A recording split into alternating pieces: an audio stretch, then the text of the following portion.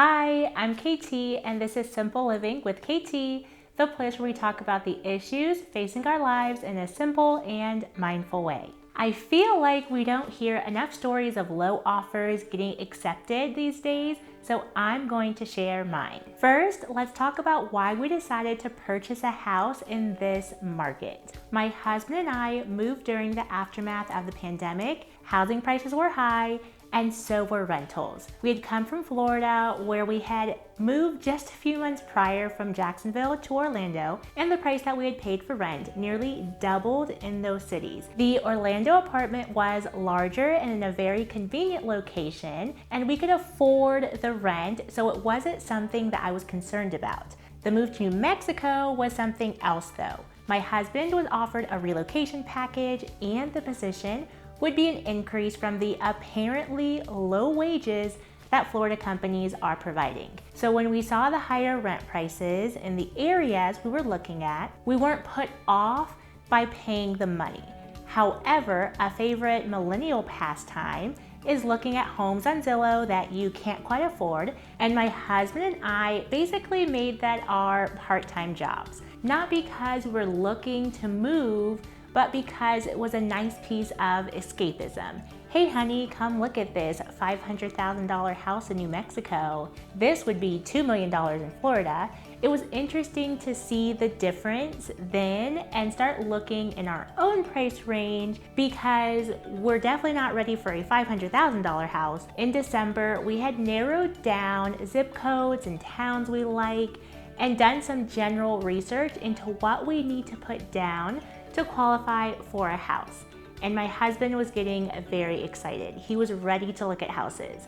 I wasn't trying to rain on his parade, but from what I know about the process, if we contact a realtor, we need to get pre-approved, and if we get a favorable rate, that puts us on a time clock on when we should buy a house at that rate. That was a process and something we sorted out over a few conversations together, but it ended with the realization that we were ready to buy a house and would like the closing date to be 60 days out. Next, let's talk about the local market here.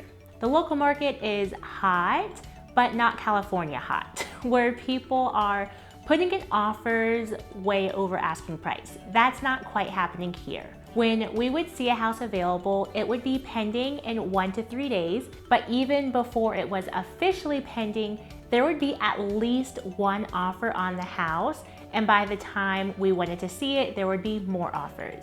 And something you will find out, something I had to find out, my husband did not want to fight for a house.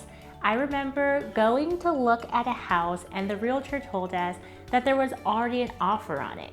It was really in the sweet spot of our budget. Great cute house, a nice fire pit, and my husband barely gave it the time of day. For that house, we probably could have put in the asking price, maybe a little bit more to be competitive and still in our budget, but my husband was like, no thank you, and I don't blame him. It was much more stress-free the way we went about it, and that brings us to the type of home we were looking for.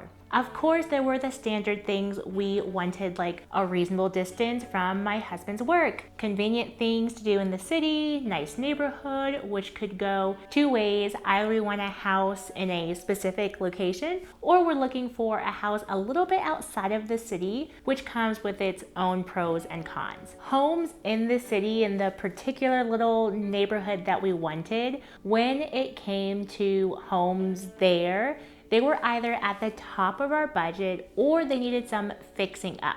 I was fine with either, but the competition was truly tight. If we knew before seeing a house that there was already an offer, we either wouldn't go or it was just to pass the time before going to a different house. We were much more interested in a fixer-upper. There was one we actually put in an offer for, and the sellers were hard-headed, in my opinion. They slapped paint on the walls, but the home was dark, carpets were old, kitchen dirty, and it was priced as if nothing was outdated.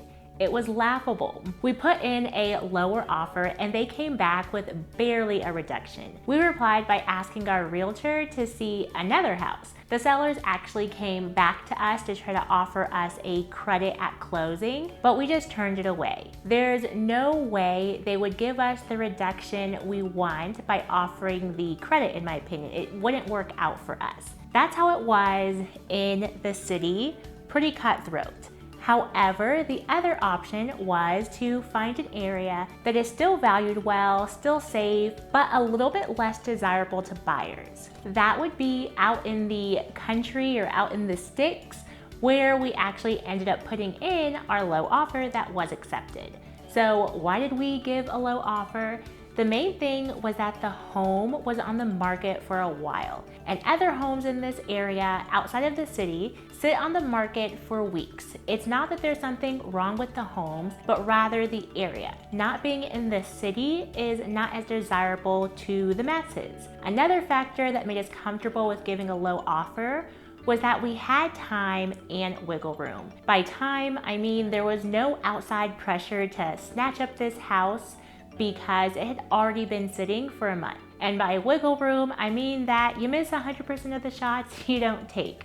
While we could afford the full asking price, why not exercise the wiggle room that negotiating creates? And how did it play out? It felt risky to me, honestly, but my husband was set on the offer in his mind and we went with it. The next day, the realtor texted me that he wanted to give me a call, and I thought he was going to share some information about a counteroffer, and instead he said the sellers accepted our offer as is. I was so happy. He said it so calmly, it didn't even register what he had said at first.